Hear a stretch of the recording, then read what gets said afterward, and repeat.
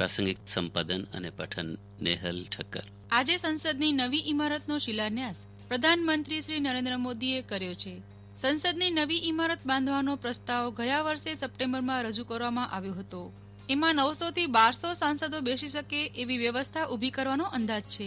વર્ષ 2022માં દેશ જ્યારે 75મો સ્વતંત્રતા દિવસ ઉજવી રહ્યો હશે ત્યારે નવી સંસદનું નિર્માણ કાર્ય પૂરું કરવાનું લક્ષ્ય નિર્ધારિત કરવામાં આવ્યું છે.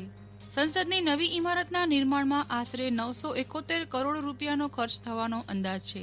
આ પ્રોજેક્ટનું નિર્માણ ક્ષેત્ર 64,000 ચોરસ મીટર જેટલું હશે, જે વર્તમાન સંસદ કરતાં 17,000 મીટર જેટલું વધારે હશે.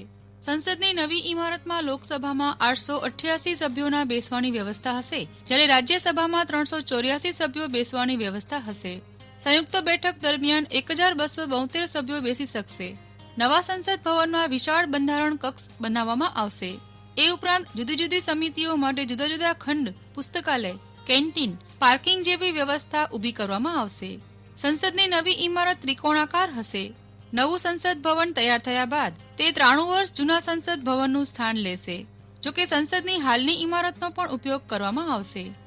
હકીકતમાં મૂળ પ્રોજેક્ટમાં નવી સંસદ ઉપરાંત બીજા બાંધકામનો પણ સમાવેશ થાય છે. આ પ્રોજેક્ટનું નામ સેન્ટ્રલ વિસ્ટા પ્રોજેક્ટ રાખવામાં આવ્યું છે. સેન્ટ્રલ વિસ્ટા અંતર્ગત રાષ્ટ્રપતિ ભવનથી લઈને ઇન્ડિયા ગેટ સુધી અનેક ઇમારતોના નિર્માણની યોજના ઘડવામાં આવી છે.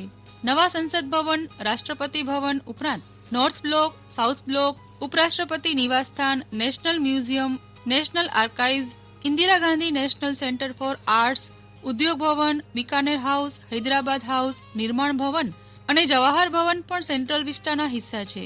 સેન્ટ્રલ વિસ્ટા રીડેવલપમેન્ટ પ્રોજેક્ટ અંતર્ગત કેન્દ્ર સરકાર આ સમગ્ર વિસ્તારનું નવનિર્માણ કરવાની યોજના છે.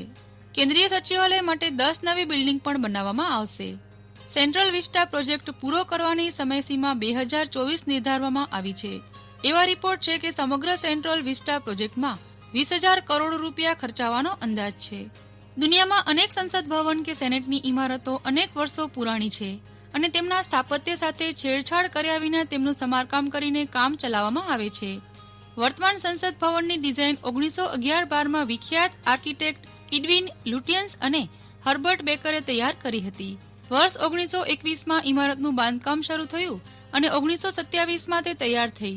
દુનિયાના બીજા સંસદીય ભવનોના ઇતિહાસને જોવામાં આવે તો તેઓ ભારતના સંસદ ભવન કરતાં પણ ઘણા જૂના છે, પરંતુ એ દેશો તેમના વારસા અને સ્થાપત્યને જાળવીને રાખે છે. બ્રિટિશ સંસદ ભવન એટલે કે વેસ્ટમિન્સ્ટર છેક 11મી સદીથી અસ્તિત્વમાં છે. આ ઇમારતમાં 3 ભાગ છે. સોવેરીન એટલે કે ક્વીન ઇન પાર્લામેન્ટ, બીજું હાઉસ ઓફ કોમન્સ અને ત્રીજું હાઉસ ઓફ લોર્ડ્સ. ડેનમાર્કની સંસદને ફોકેટિંગેટ કહેવામાં આવે છે અને તે 1738માં બનેલા એક પેલેસમાં સ્થિત છે. ડેનમાર્કની સરકારે પણ અત્યંત પુરાણી ઇમારત અને ભવ્ય સ્થાપત્યને જહેમતપૂર્વક જાળવી રાખી છે. અમેરિકન કોંગ્રેસની મોટી બિલ્ડિંગ પણ 1800માં બની હતી અને અમેરિકાની સરકાર તેની ગૌરવપૂર્વક જાળવણી કરે છે. તમામ દેશના સંસદીય ભવનોની સરખામણીમાં ભારતનું સંસદ ભવન ઓછું સુંદર નથી. અન્ય દેશોના સંસદ ભવનોની સરખામણીમાં એટલું જૂનું પણ નથી. સંસદ ભવનની ક્ષમતા વધારવા માટે એનેક્સી પરિસર સહિત 5 નવા ભવન બનાવવામાં આવ્યા છે, જેમાં પુસ્તકાલય ભવન અત્યંત સુંદર બન્યું છે. વર્ષ 2002માં તત્કાલીન લોકસભા સ્પીકર મનોહર જોશીએ કહ્યું હતું કે સંસદ ભવનમાં જગ્યા ઓછી છે અને વાસ્તુ દોષ પણ છે. કેટલાક નેતાઓનું કહેવું છે કે સંસદ ભવન અને તેની આસપાસના સરકારી ભવનો સચિવાલયનું સ્થાપત્ય બ્રિટિશ આધિપત્ય હેઠળનું અને વિદેશી છે, જેના સ્થાને હિન્દુ સ્થાપત્ય આધારિત ભવન બનાવવા જોઈએ જે વાસ્તુ દોષથી મુક્ત હોય. કેન્દ્રીય મંત્રીઓનું કહેવું છે કે આ પરિયોજના પૂરી થયા બાદ દેશને એક વર્લ્ડ ક્લાસ રાજધાની મળશે. નવા સંસદ ભવનનું નિર્માણ. હમણાં જ પ્રાસંગિક સાંભળી રહ્યા હતા સંપાદન અને પઠન નેહલ ઠક્કર.